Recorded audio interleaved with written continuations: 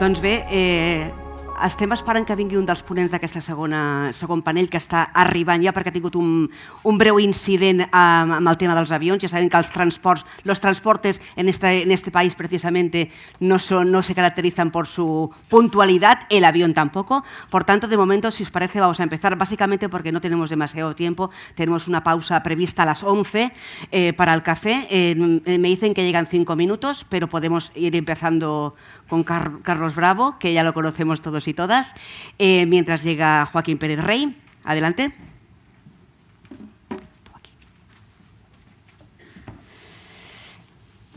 Pues como estas cosas siempre pasan, son cosas del directo que se dice, pero tenemos la verdad que una jornada muy ajustada en cuanto al tiempo y también tenemos la pausa. Lo que no querría es que nos quedásemos sin escuchar este primer panel, que yo creo que es absolutamente interesante, aunque tenga que acoplarse, digamos, Joaquín Pérez Rey a la que llegue. Bien, empezaremos entonces por Carlos Bravo, que es secretario confederal de Políticas Públicas y Protección Social de Comisiones Obreras y es una de las personas que seguramente más sabe del tema que nos atañe hoy, ¿eso no, Carlos? Porque, como decía Belén, has estado aquí desde el principio, ¿no? Sí, llevamos ya un rato en esto, sí. Bueno, antes de nada, también estaba previsto en este panel la presencia de Borja Suárez Carujo, secretario de Estado de Seguridad Social y Pensiones, que no ha podido estar, por tanto, también nos manda un vídeo. Adelante con el vídeo. Muy buenos días. Quiero, ante todo, pedir disculpas por no estar allí con todos ustedes, con todos vosotros. Me habría gustado mucho que así fuera, pero razones de agenda fuera de mi control pues me obligan a estar hoy aquí en Madrid y no poder acompañaros. Hecha esta disculpa, lo siguiente que quiero hacer, como no puede ser de otra manera, es felicitar a Comisiones Obreras por la celebración de estas 20ª jornadas sobre previsión social complementaria, que son un espacio de encuentro. Yo he tenido ocasión de participar en varias de estas ediciones, un espacio de encuentro que han servido a lo largo de estos años para impulsar los instrumentos de previsión social complementaria y para contribuir a dar una visión estratégica de cómo debe evolucionar este ámbito importante del mundo de las relaciones sociolaborales. Estas intervenciones por vídeo, soy consciente de que deben ser concisas para no cansar al personal y por eso quisiera brevemente compartir con vosotros algunas breves reflexiones sobre el punto en el que se encuentra la previsión social complementaria y, en particular, los planes de pensiones, de empleo en nuestro país. Yo creo que a lo largo de estas 20 ediciones de estas jornadas ha habido ocasión de ir constatando esa evolución y lo que tiene interés en este punto es mirar hacia adelante y tratar de entender en qué punto nos encontramos, hacia dónde evoluciona nuestro sistema de previsión social complementaria y, en particular, y este sería, digamos, el mensaje fundamental que yo quisiera transmitir, qué claves o qué elementos explican lo que, a mi juicio, es una buena perspectiva para el desarrollo de este tipo de instrumentos en el futuro cercano y a más largo plazo. Y esto, digamos, esta buena perspectiva se fundamenta en 3 razones fundamentales, a mi juicio. La primera es una razón indirecta y que tiene que ver con algo tan trascendental para la sociedad española como el sistema público de pensiones. El sistema público de pensiones es el elemento central, la columna vertebral de nuestro estado de bienestar y es un ámbito en el que hemos trabajado intensamente en el marco del diálogo social y, en particular, de la mano de las organizaciones sindicales a lo largo de esta década. Teníamos que reconfigurar, reordenar, reajustar algunos desajustes, algunas decisiones equivocadas adoptadas la pasada década Y esto nos ha servido para llevar a cabo un conjunto de reformas que, desde luego, a la vista de los resultados que vamos teniendo ya, después de algún tiempo, lo que vienen es a constatar el refuerzo, el fortalecimiento de la sostenibilidad de nuestro sistema público de pensiones en el corto, en el medio y en el largo plazo. Y esto es muy importante porque este fortalecimiento o este refuerzo de la legitimación política y social de nuestro sistema público sirve para que la aproximación que se hace a estos otros instrumentos de naturaleza privada puedan producirse, puedan realizarse sin recelos y siendo conscientes de que estamos atendiendo otro tipo de cuestiones, otro tipo de preocupaciones.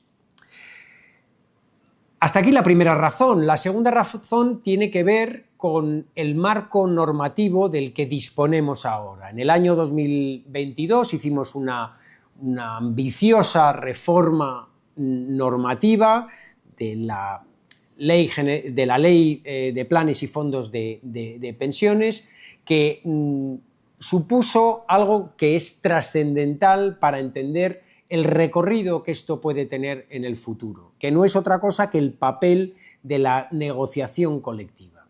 La creación de esta nueva figura de los planes de pensiones de empleo simplificados ha servido para mejorar la conexión, la imbricación de este tipo de instrumentos en la negociación colectiva, en la negociación de los convenios colectivos que, en fin, todos los meses, todos los años se están desarrollando. Es verdad que hasta el momento tenemos un resultado, una experiencia muy exitosa, que es el convenio colectivo de la construcción y el plan simplificado de la construcción.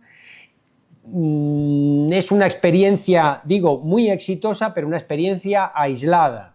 Empieza a haber otros movimientos que apuntan a que podría haber otras experiencias exitosas y desde luego este es el camino a seguir recorriendo en los próximos años. El hecho de que en este tiempo el número de partícipes de planes de empleo haya superado la barrera de los 3 millones, cuando antes apenas superábamos los 2 millones, es una buena señal. Es una señal de que las cosas van por buen camino sin perjuicio de la necesidad de seguir insistiendo y en ese sentido de hacer un llamamiento a quienes negocian los convenios colectivos para incorporar este tipo de instrumentos al contenido finalmente acordado. Y la tercera razón me parece que es la más relevante, la más estructural, que tiene que ver con la propia transformación del mercado de trabajo. Teníamos un mercado de trabajo hasta hace muy poco tiempo que era realmente una anomalía en términos comparados. Esa anomalía se traducía o se manifestaba en unos niveles de desempleo realmente altos y unos niveles de precariedad y de temporalidad que era imposible explicar y que no respondían ni exactamente a la configuración del marco normativo ni a la configuración de nuestro tejido productivo. Había una anomalía que había que corregir y desde luego, a la vista de lo que ha sucedido desde la aprobación de la reforma laboral en diciembre del año 21, podemos concluir que realmente hemos conseguido corregir esa anomalía y que esos problemas de inestabilidad en el empleo en muy buena medida han desaparecido. Seguimos teniendo retos, seguimos teniendo problemas, pero nuestro mercado de trabajo por fin se parece a los mercados laborales de los países de nuestro entorno. Y esto tiene una conexión directa con esta materia de la previsión social complementaria, porque más que algo vinculado directamente al ámbito de las pensiones, es sobre todo, por el origen que tiene, es sobre todo, digo, una cuestión laboral, una cuestión salarial. El origen toda la trayectoria de desarrollo del plan de pensiones de empleo está en la negociación colectiva y en una materia que define la negociación colectiva, que es el salario. Las aportaciones son salario que se van a convertir en un salario diferido, y el hecho de que ahora tengamos unos niveles de estabilidad como nunca antes han existido en nuestro mercado de trabajo permite anticipar que en los próximos años esta materia va a ser una materia mucho más presente en la negociación colectiva y, por tanto, que este tipo de instrumentos se convertirán en algo habitual en nuestro modelo de relaciones laborales. Espero que tengáis una muy feliz jornada y, de nuevo, pido disculpas por no estar ahí. Un abrazo muy fuerte. Hasta luego.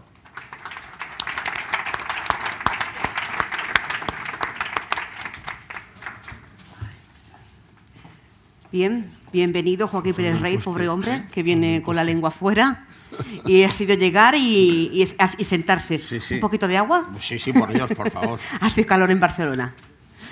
Bueno, le dejamos entonces un momento que pueda respirar. Y bien, como ya he dicho en mi introducción, pues nos acompañan hoy dos personas que participan directamente en el desarrollo de las políticas públicas laborales, seguridad social y protección social. Tenemos aquí a nuestro secretario de Estado de Trabajo, Joaquín Pérez Rey. Bienvenido, tranquilo. Si quieres empezamos por él para que tú puedas respirar. Y como ya he introducido previamente, nuestro compañero de Comisiones Obreras, Carlos Bravo Fernández, que es una de las personas que también interviene directamente en la negociación de todos estos planes. Bien, hemos visto el vídeo de Borja. Ya creo que se acaban casi los vídeos, solamente nos queda uno porque sabemos que es un pelín pesado tener que aguantar los vídeos, pudiendo tener aquí las personas presencialmente, pero la verdad es que era una jornada muy ambiciosa, con muchísima gente, con muchísimas responsabilidades, y sabíamos que era probable que alguien cayera, y en este caso pues ha sido así. Pues bien, ¿estamos bien ya para empezar? Sí. Bueno, empezamos con la primera pregunta. Os haré un par o tres de preguntas a cada uno hasta que nos llegue el tiempo. Os pido que seamos un poco breves porque no nos queda demasiado tiempo. Ya os digo que el tiempo está un poco ajustado. Si queremos desayunar, también podemos optar por no hacer el desayuno, pero yo creo que todos y todas queremos desayunar. Bien, empezamos por Joaquín Pérez Rey, que querría saber yo brevemente, así, qué papel debe desempeñar la negociación colectiva en la extensión de la previsión social complementaria dentro de la estrategia de mejora de las condiciones laborales de todas las personas trabajadoras. Ahí lo dejo. Venga, adelante. Muy bien. Bueno, pues nada, yo perdón por haber llegado aquí al límite, pero ha sido por un imponderable. Gracias a Carlos por la invitación y gracias a Comisiones Obreras Cataluña, que además veo que es como un homenaje a los secretarios generales. He visto en el programa a Joan Carles, a Pacheco. Así que nada, bueno, ¿qué papel juega la negociación colectiva en materia de previsión social complementaria? Juega todo, es decir, no hay realmente otro cauce para establecer estos mecanismos que no sean a través de la negociación colectiva. Y eso demuestra, a mi juicio, dos cosas muy importantes. Primero, que el sistema de negociación colectiva en nuestro país es un sistema muy fuerte, que tiene una gran tasa de cobertura. Pocas veces se dice, pero nosotros somos uno de los países con un modelo de negociación colectiva que nos permite hacer cada vez más cosas a través del convenio. Y, de hecho, yo creo que en esta legislatura y la anterior, la colaboración entre la legislación y el convenio cada vez se ha ampliado más, no solo en materia de prestación social complementaria. Pensemos los protocolos medioambientales, pensemos los algoritmos, pensemos los derechos de información y consulta, es decir, que los planes de movilidad sostenible, es decir, que hay todos unos encargos del legislador a la negociación colectiva que son muy importantes porque ven en el convenio colectivo el mejor instrumento en el que llevar a cabo esas regulaciones. Y en materia de prevención social complementaria, esto es, bueno, abrumadores los datos, ¿no? Yo venía ahora consultando los datos de nuestro registro de convenios colectivos y nos dicen que en 2025, el 90% de los convenios, incluyeron cláusulas de complemento de prestaciones sociales en general, obviamente la IT en particular, y el 60% de los convenios incluyeron cláusulas relativas a la jubilación. ¿Esto qué quiere decir? Que esto es obviamente un panorama amplísimo, con una presencia muy profunda en los convenios colectivos, que nos debería llevar a algunas reflexiones a las que luego me referiré. Y si hablamos del número de trabajadores sujetos a la regulación convencional durante 2025, 9 de cada 10 trabajadores tenían una mejora en su protección social instrumentada por la vía de la negociación colectiva, y en el caso de los de prestaciones vinculadas a la jubilación, 6 de cada 10. Es decir, que por lo tanto yo creo que esta es una tendencia uniforme que va al alza. Tuvimos una ligera caída en las cláusulas de protección social complementaria durante la pandemia, pero en 2023 volvimos a recuperar todo el escenario actual, y esto demuestra, bueno, pues lo que decía, que es una situación generalizada, es decir, que es casi un lugar común de los convenios,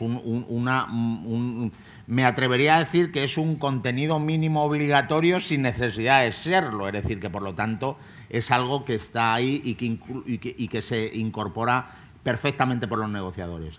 ¿Qué quiere decir eso? Y esa también yo creo que es uno de los debates que tenemos que tener. Bueno, pues quiere decir quizá que la sensación en el mundo de quien negocia convenios y quien se beneficia de los mismos y de las propias empresas que entran en negociación es que nuestro sistema de protección social necesita ese complemento. Es decir, que por lo tanto, de alguna manera, ahí hay una especie de déficit de protección, que es la negociación colectiva, afortunadamente, la que suple ese déficit de protección. Es decir, que todo construcción en virtud de la cual la IT no otorga derechos en los estadios iniciales o tal, pues es algo que luego realmente los que negocian convenios colectivos, las partes negociadoras, empresas y trabajadores, pues tienen que reconducir, porque no tiene lógica que alguien no esté protegido, yo qué sé, los 4 primeros días de su enfermedad, o que lo esté protegido de mala manera o con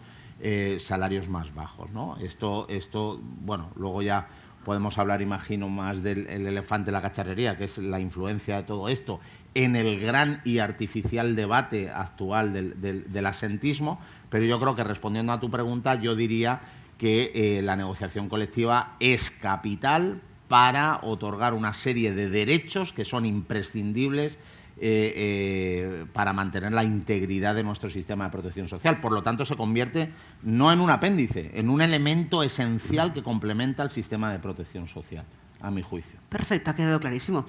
Es turno ahora de Carlos Bravo Fernández, compañero de Comisiones Obreras. Desde la perspectiva ya de Comisiones Obreras, ¿cuáles han sido los principales aciertos y desaciertos también en todas estas reformas desarrolladas durante los últimos años en esta materia?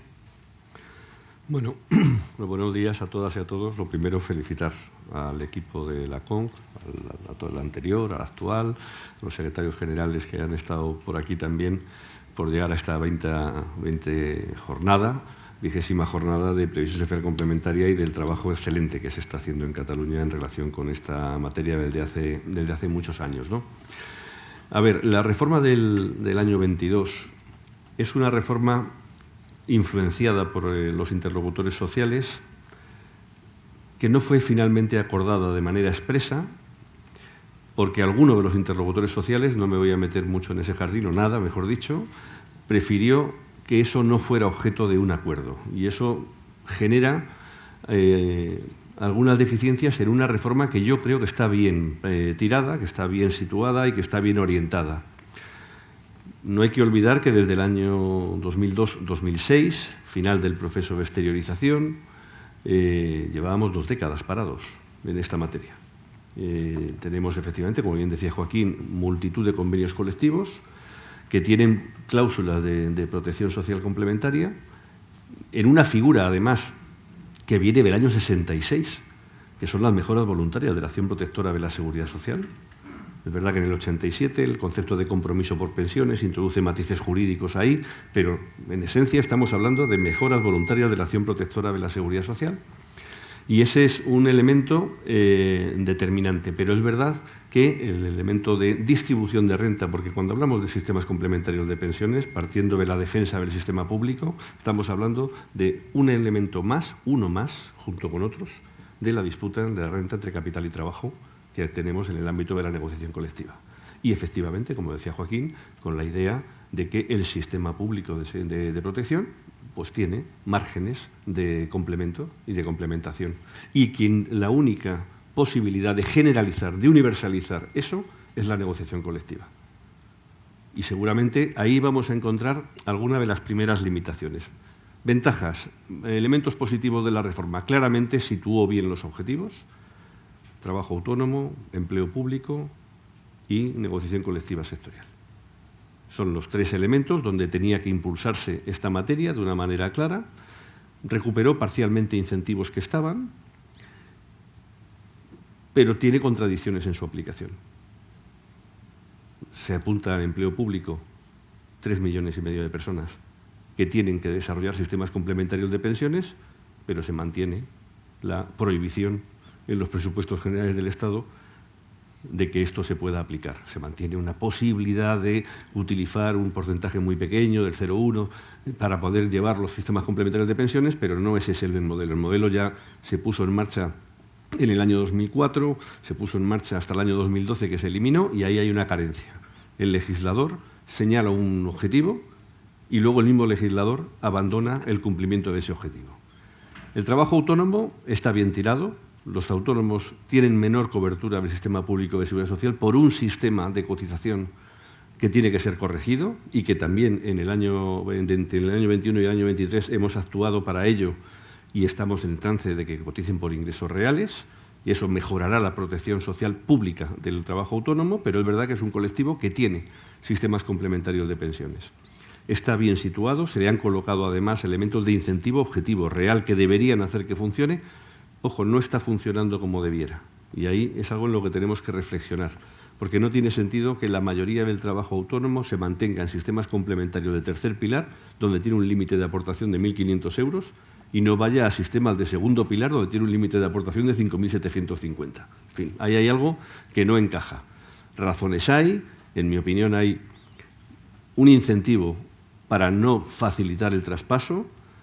La relación del trabajo autónomo con sus entidades financieras es compleja, no es solamente la previsión social complementaria, tiene líneas de crédito, líneas de financiación, préstamos, tarjetas, datáfonos, tiene 1000 cosas y, por tanto, la posibilidad de que pasen de un instrumento que tiene comisiones del 1,5% a un instrumento que tiene comisiones del 0,30, pues hay elementos de desincentivos que tienen que actuarse sobre ellos, porque esa reforma está bien tirada. Y la negociación colectiva sectorial, bueno, pues está bien también, pero tiene un proceso lento. Hemos tenido la construcción como paradigma en un momento muy difícil, en un momento en el que había una crisis inflacionaria y estábamos en un proceso de pugna en la negociación colectiva para recuperar las cláusulas de revisión salarial, que se habían perdido en buena medida durante la década anterior, y bueno, pues el sector de la construcción fue capaz de encontrar una solución a ese problema y utilizó el plan de pensiones como una figura para hacerlo. Hay otros que están en marcha, podemos luego comentarlo si es necesario. ¿Cuál es el principal problema que tiene, en mi opinión, la reforma del 22? Bueno, pues el principal problema, en mi opinión, es de falta de alineamiento interno dentro del Gobierno en su definición. Es decir, fue una reforma impulsada por el Ministerio de Inclusión, Seguridad Social y Migraciones, que tenía el apoyo razonable, yo creo que lo tiene incluso más ahora, por parte del Ministerio de Economía, pero que no contó con el beneplácito del Ministerio de Hacienda. Esto Joaquín ni lo tiene que negar, ni afirmar, ni nada, esto lo digo yo, ¿vale? Y, por tanto, es una reforma que no fue completa. No fue completa y mantiene parcialmente un sistema de incentivos que priman sobre todo a las rentas medias y más altas. Y esa es una reflexión que este país tiene que hacer en torno al sistema de previsión social complementaria. A eso le sumamos que, comentaba Unai, Belén también, la subida del salario mínimo interprofesional es una magnífica noticia porque nos ha elevado los salarios medios más bajos. Pero esa previsión de que la subida del SMI iba a empujar todos los salarios para arriba no se está cumpliendo. Si hacemos un ejercicio muy sencillo, cogemos los últimos 10 años y analizamos algunos parámetros y los comparamos entre ellos, voy a sugerir 4, podríamos hacer alguno más.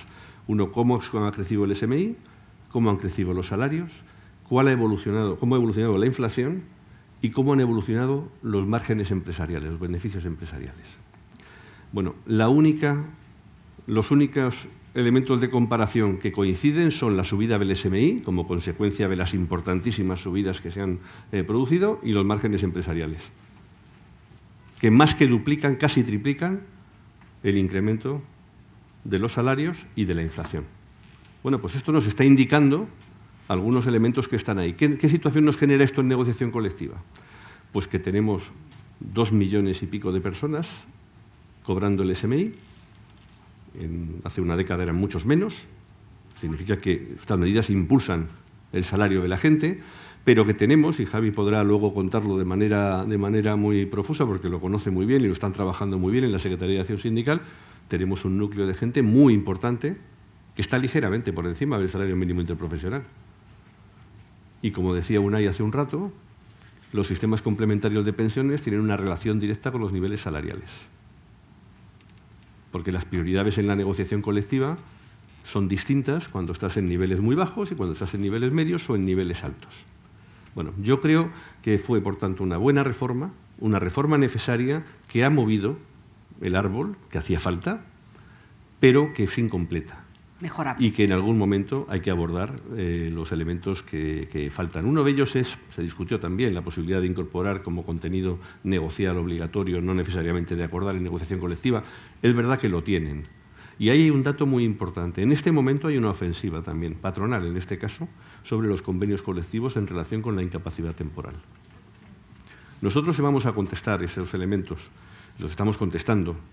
El debate del absentismo lo hemos contestado con un informe sobre IT, creo que muy completo, y que desmonta muchos mantras de lo que se está planteando de contrario. Pero en la negociación colectiva, que hay convenios donde ya tenemos conflictividad abierta, porque la patronal viene porque quiere eliminar o reducir los complementos de IT, pues será bueno que se encuentre con las reivindicaciones que tienen que ver con las mejoras voluntarias de la acción protectora de la seguridad social en su conjunto, incluida la jubilación, a la hora de discutir esas cuestiones, porque siempre estamos hablando de distribución de renta y de cómo elementos o cómo retribuimos factor trabajo, factor capital. Muchísimas gracias. Pregunta ahora para el secretario de Estado. Vamos a ver, somos un país de pymes. ¿Cómo podemos facilitar que las pymes, pequeñas y medianas empresas, puedan acceder a estos sistemas de previsión social complementaria? A ver. Bueno, pues somos un país de pymes, eso está claro, el 90% de nuestro tejido productivo es la pequeña y mediana empresa, pero cada vez somos menos un país de pymes y tenemos que tener en cuenta además que el gran volumen de trabajo en nuestro país está también en las grandes empresas, que por lo tanto yo creo que es una evidencia, pero es una evidencia que algunas veces hay que analizar desde una perspectiva más compleja. Yo creo que lo que decía yo al inicio es que realmente la virtud que tiene nuestro modelo es que el modelo de negociación colectiva, un modelo de base legal, en definitiva, muy fuerte y con capacidad para afectar al conjunto de los trabajadores y empresas de los sectores, de los ámbitos funcionales, eso que los juristas llaman el convenio colectivo erga omnes, pues no distingue entre pequeños y grandes, ¿no? Es decir, y por lo tanto tiene la virtud de incorporar las pequeñas y medianas empresas en los mismos términos que el resto, ¿no? Yo creo que al margen de las insuficiencias que señalaba Carlos, yo creo que el convenio colectivo es un instrumento de cohesión del sector productivo en su conjunto. Y, de hecho, yo creo que esto también se ve mucho, con Javier lo estamos también trabajando esto, en sectores emergentes, ¿no? Donde precisamente uno de los grandes hándicaps que tienes para crear un sector homogéneo es la ausencia de convenio colectivo. Pero yo creo que cuando el convenio colectivo uniformiza un sector y estamos hablando de convenios sectoriales, afortunadamente, como el prototipo de negociación colectiva en España, pues yo creo que la previsión social complementaria también tiene una importante fórmula de acceso, ¿no? Y creo que eso tiene que ser una reivindicación de los negociadores, como decía Carlos, en el conjunto del modelo de negociación colectiva sectorial, porque yo creo que aquí está la clave que nos permite que no sea muy importante distinguir entre pequeñas y medianas si uno cohesiona ese sector. Y una reflexión que tiene que ver con lo que acaba de decir Carlos. Yo creo que otro de los elementos capitales es el cuestionamiento de esta previsión social complementaria. Y esto uno tiene siempre la sospecha de que hay una previsión social complementaria buena y otra mala. Hay una que en el momento en que genera negocio, por decirlo de alguna manera, es buena, y en el momento en que no lo genera no es tan buena. Y me refiero muy particularmente a las cláusulas de mejora de la prestación de la incapacidad temporal en la negociación colectiva. Porque yo creo que aquí debemos ser muy claros, y yo creo que tiene toda la razón Carlos cuando afirma que hay una ofensiva patronal destinada a cuestionar estos instrumentos. Pero lo importante de esa ofensiva, que a mi juicio es profundamente equivocada, es entender lo que hay detrás de estos discursos. Yo cuando señalo que, y decía al inicio de mi intervención, que el 90% de los convenios colectivos suscritos en 2025 tenían alguna fórmula de suplementación de las prestaciones sociales, y eso todos sabemos que es básicamente complementos voluntarios por incapacidad temporal, eso, insisto en esta idea, quiere decir que trabajadores y empresarios del sector entienden que eso es un déficit de protección que hay que solucionar. Y lo que no es razonable que en este país, al albur de un debate muy artificial como el del asentismo, lo que de repente ocurra es entender que hemos convertido a todos esos trabajadores que enferman en trabajadores que defraudan. A todos esos trabajadores que quieren que desde el primer día en el que se pongan enfermos no tengan merma salarial, algo que me parece extraordinariamente legítimo, vayamos a decir justo lo contrario, que eso es un incentivo para que los memos se vayan de, ¿cómo lo llaman ahora?, de bajaciones, ¿no? Es decir, todo ese insulto permanente a las personas que ejercen los derechos que tienen, que es no ser despedido cuando estás enfermo o no acudir a trabajar, que más que un derecho parece una evidencia cuando estás enfermo, yo creo que es algo que conviene de alguna manera aclarar. Y conviene aclarar porque es absolutamente injusto y en cierta medida absurdo, porque no va a resolver el problema, tratar el asentismo desde el punto de vista de lo que hace los efectos de la previsión social complementaria, o hacerlo desde el punto de vista de los derechos de los trabajadores. El asentismo se cura, nunca mejor dicho, atendiendo bien a las personas que enferman. Se cura eliminando las listas de espera. Es decir, cuando alguien sufre una lesión musculoesquelética, que es el gran drama en buena parte de las incapacidades temporales, lo que no es de recibo es que tengan que esperar un año para que le hagan una radiografía. Entonces, ese es el problema. El problema no es criminalizar a los trabajadores. Y yo creo que este es un discurso muy peligroso que tenemos que rebatir por dos razones. Porque si os acordáis, la primera medida que tomó el Ministerio de Trabajo cuando llegó a su gestión hace casi 7 años, en 2020, fue derogar una norma que había en el Estatuto de los Trabajadores que permitía, dicho vulgarmente, despedir trabajadores enfermos. Eso es lo primero que hicimos nosotros. Bueno, pues estamos de nuevo regresando con este impulso de la patronal a ese marco de criminalización de los trabajadores enfermos, que supone, de un lado, entender que son legítimas todos los recortes, son legítimos todos los recortes de derechos que van destinados a que alguien cuando enferma no sea cubierto, y por lo tanto va a haber, y ya imagino, Carlos lo decía, y esto preocupa mucho, una ofensiva contra los complementos por IT en la negociación colectiva, porque ideológicamente se le da la vuelta al asunto y en lugar de decir, oiga, es que una persona no puede sufrir merma salarial o no puede estar cobrando nada cuando enferma, no, se dice que es un incentivo al fraude o un incentivo a cogerte la baja.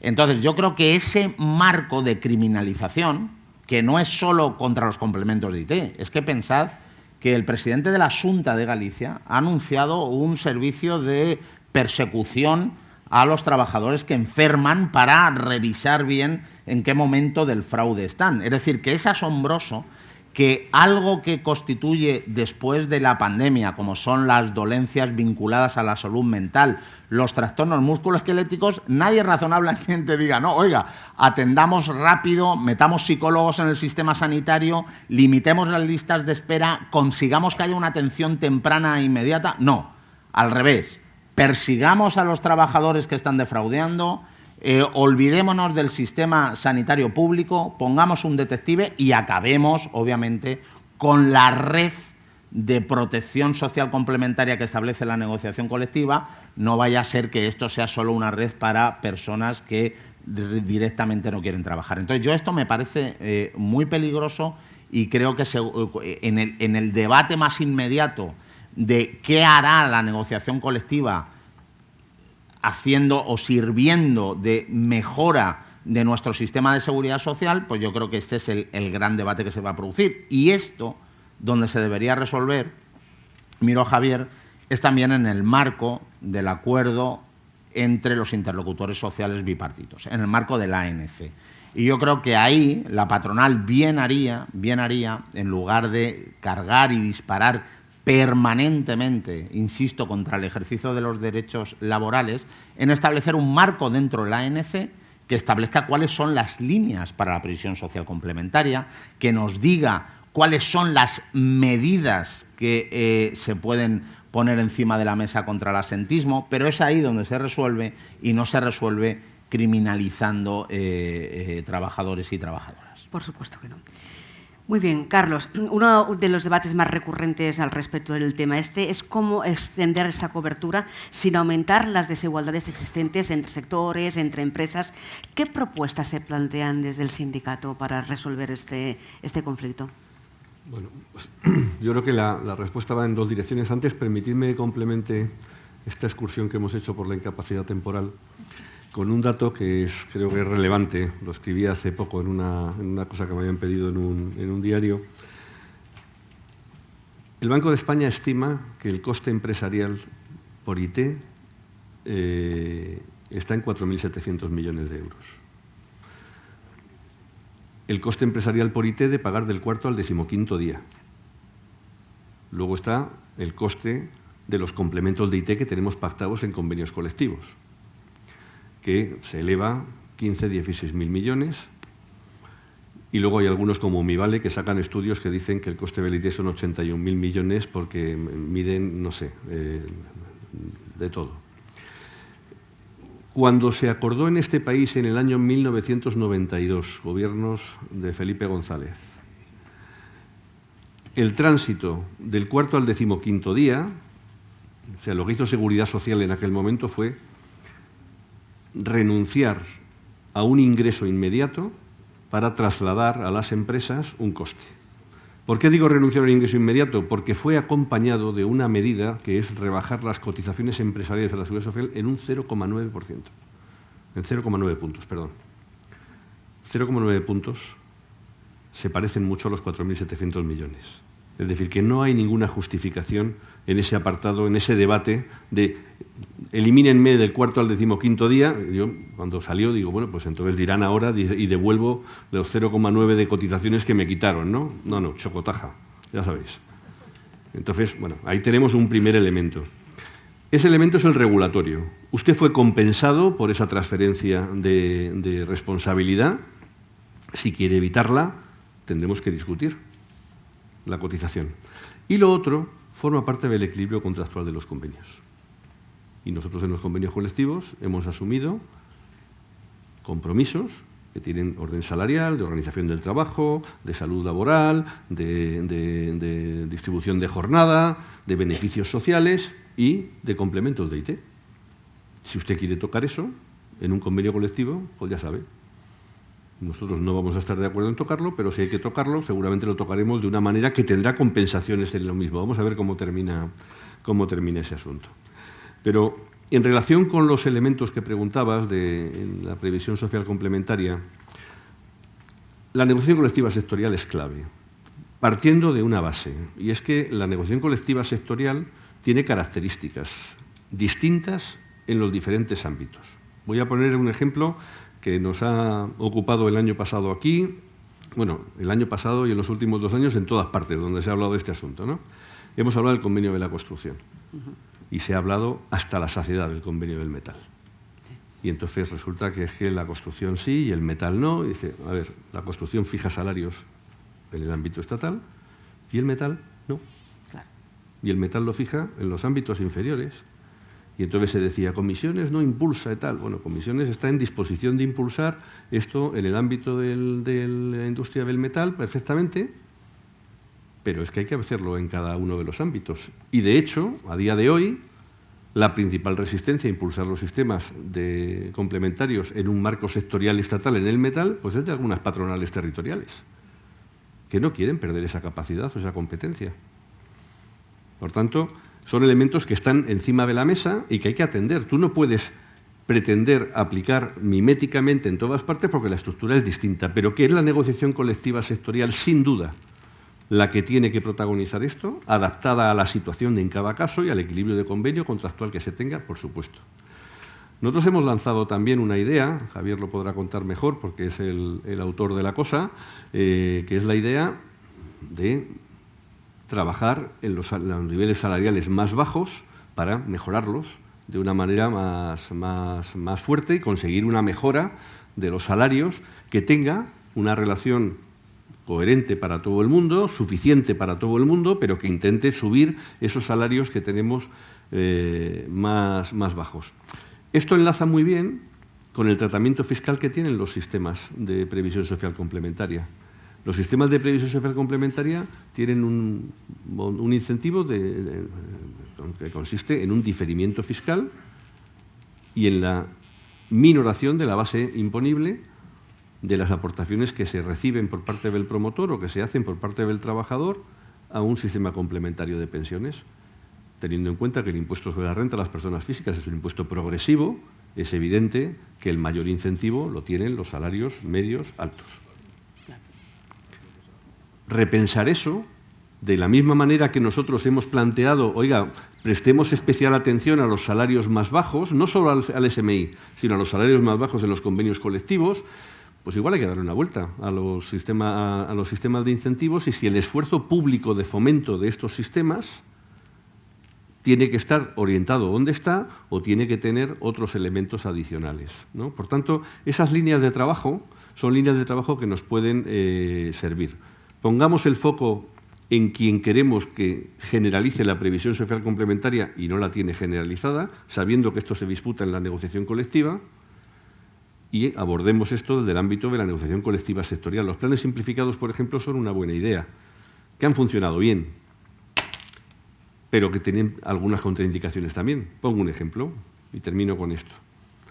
La industria química. La industria química tiene un convenio colectivo en el que durante 6 años han estado dando vueltas sobre si ponían en marcha un sistema complementario o no.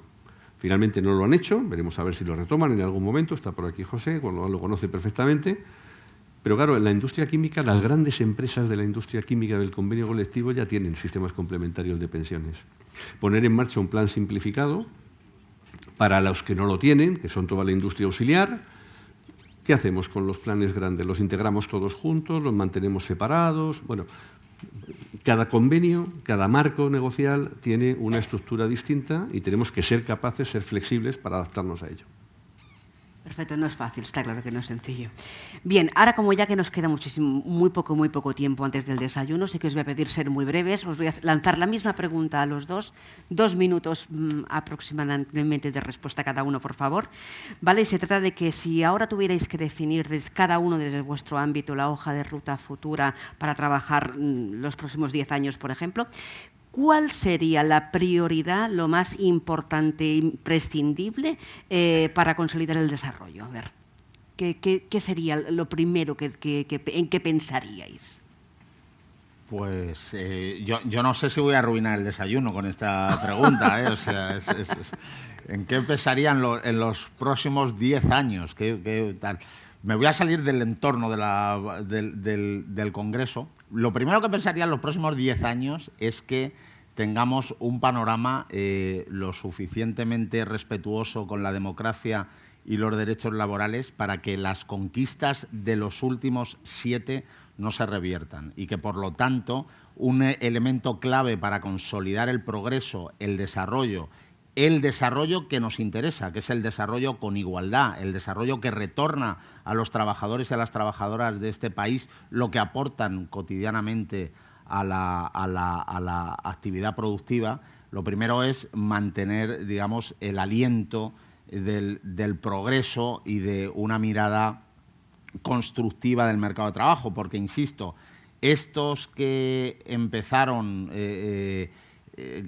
criminalizando a los trabajadores enfermos, pues luego eso se extiende como una gran mancha de aceite que puede hacer que todas estas conquistas, todas estas reformas de las que estamos hablando, la reforma de pensiones, la reforma de la que hablaba Carlos, la reforma que tiene que ver con el mercado de trabajo, pues se diluyan si caen en las manos de aquellos que creen que el mercado de trabajo es algo que solo se puede ver desde la óptica del mercado y de la agresión permanente a los trabajadores y a las trabajadoras y a sus organizaciones. Y esto no es un relato construido sobre la ucronía, esto ya lo estamos viendo en los lugares donde la derecha y la extrema derecha gobiernan. Por lo tanto, lo primero que tenemos que pensar en los 10 años es mantener el aliento del progreso en las instituciones de este país.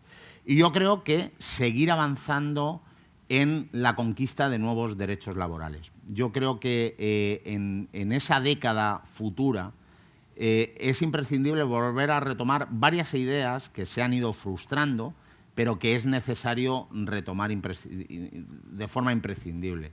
La primera es que no podemos seguir, y esto tiene mucho que ver con el debate del absentismo, trabajando en casi la mitad del siglo XXI como si estuviéramos a finales del XIX. Es decir, es que trabajamos las mismas horas que hace unas cuantas décadas. Y eso es absurdo en un momento donde la productividad, la inteligencia artificial permiten prescindir de muchas tareas que no es necesario que nadie haga, que se puede automatizar de manera decisiva y además consolidar el recorte de la jornada de trabajo, entre otras cosas, para acabar con todas estas desigualdades en las que hemos hablado en esta tertulia. Y luego yo creo que el segundo elemento, España tiene, y eso sí que yo creo que es uno de los instrumentos en los que tenemos que luchar con ahínco, y me alegra oír lo que dicen tanto Carlos como Javier.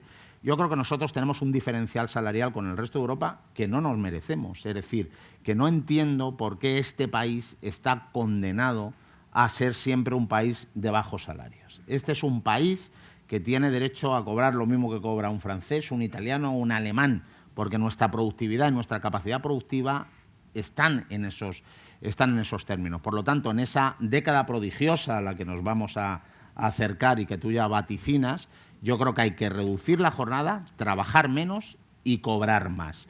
Porque ese sistema productivo, el sistema productivo actual, nos lo permite perfectamente. Y entonces yo creo que tenemos que superar esos graves inconvenientes que han hecho que los trabajadores y las trabajadoras españolas, que son igual de productivos o más que los italianos o los alemanes, cobren menos que ellos o que trabajemos menos que ellos o más que ellos. Entonces yo creo que ese es el elemento en el que tiene que jugar la negociación colectiva, los interlocutores sociales y que tiene que impulsar el legislador.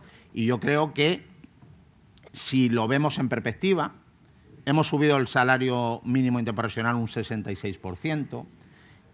Mira, siempre pongo un ejemplo.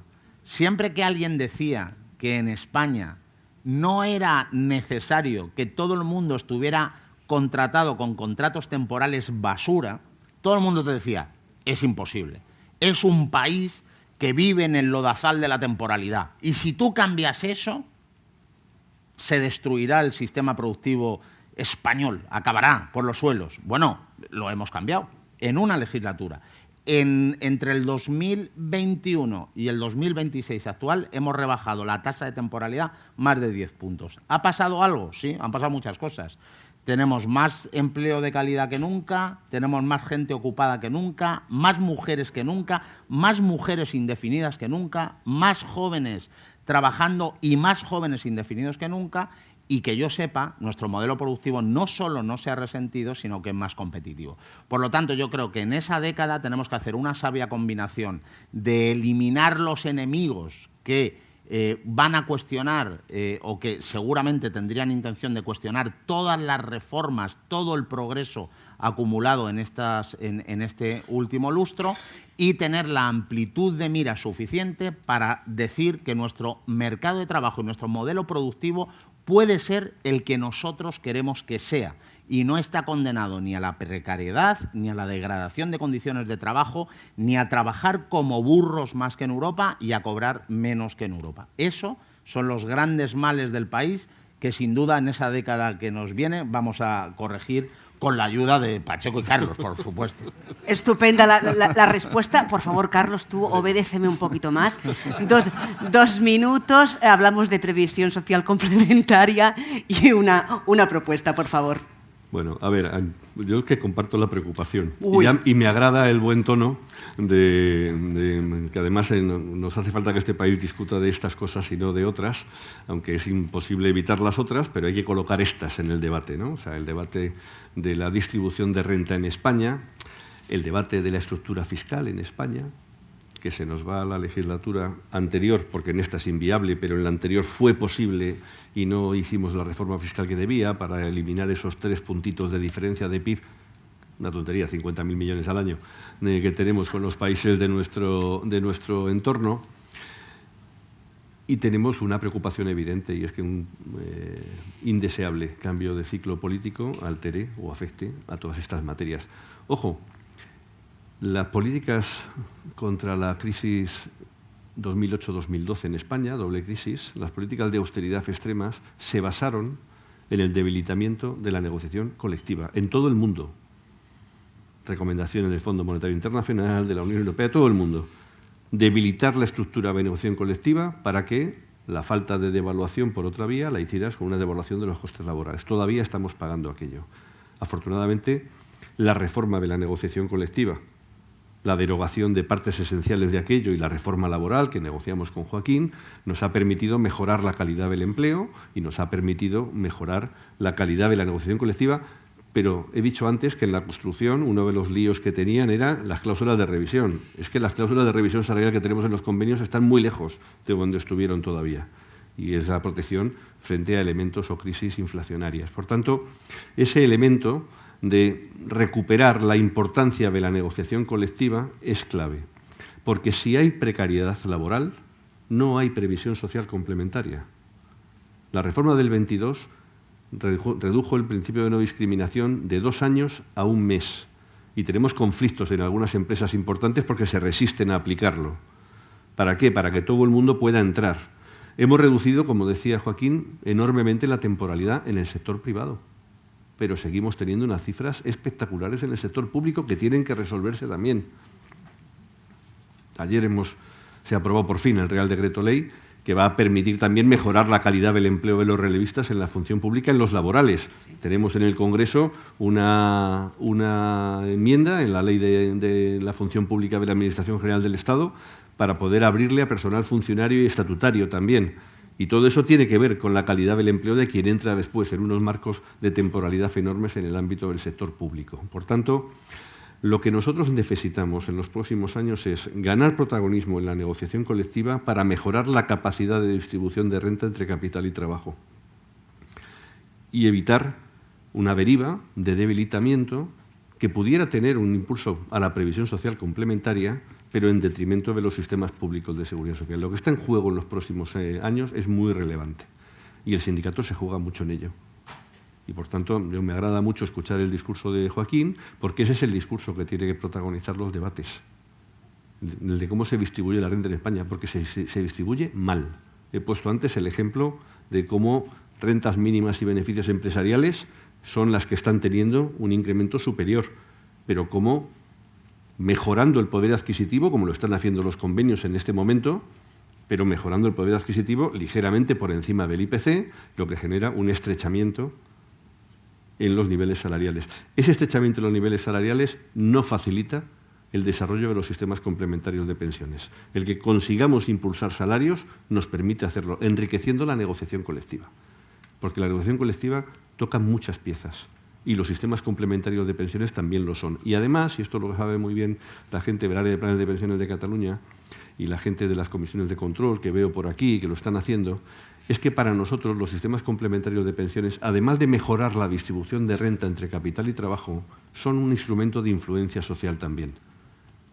Hemos presentado hace unos días el informe sobre las empresas del IBEX 35 y hemos hablado de los elementos de distribución de renta, cómo se produce en primer ejecutivo, consejeros, el personal directivo, el impacto de género, el que los consejos de administración de las empresas españolas ya están cumpliendo globalmente el 60-40, ya hay un 40% de mujeres. Ya está. Pero consejeros ejecutivos, 7% de mujeres. Consejeros dominicales, 26% de mujeres. Consejeros independientes, 57% de mujeres. Es decir, vamos cumpliendo, pero vamos viendo, en cuanto desagregas un poco, te vas dando cuenta de los impactos que todo esto tiene. Bueno, desde los sistemas complementarios de pensiones, además de disputar renta, queremos influir en la sociedad, queremos influir en las principales empresas, queremos coaligarnos con los fondos de pensiones de empleo de todo el mundo, y lo estamos haciendo ya, para influir en las buenas prácticas de las empresas y mejorar la democracia en la empresa y los derechos de los trabajadores. Ahora estamos en una campaña que le estamos presentando, está aquí Mario ya, y está el hombre ahí liado con eso a tope, para que las principales gestoras españolas y los principales fondos de pensiones españoles participen de una red por los derechos laborales en las empresas, una red internacional de inversores que defiende los derechos de libertad sindical, de libertad de organización, de igualdad, y que permite generar influencia en las empresas. Para eso también los sistemas complementarios de pensiones participados por los trabajadores y trabajadoras son una herramienta de acción social y de influencia en la sociedad. Muy bien, muchas gracias. El próximo año no se les puede dar 3/4 de hora, ¿eh? Esto ha sido una agonía. Muchas gracias, Carlos Fernández, muchas gracias, Joaquín Pérez Rey. Y ahora sí que llega el esperadísimo desayuno para todos y todas, que es en la sala 11, primera planta. Nos vemos en media hora. Vaya.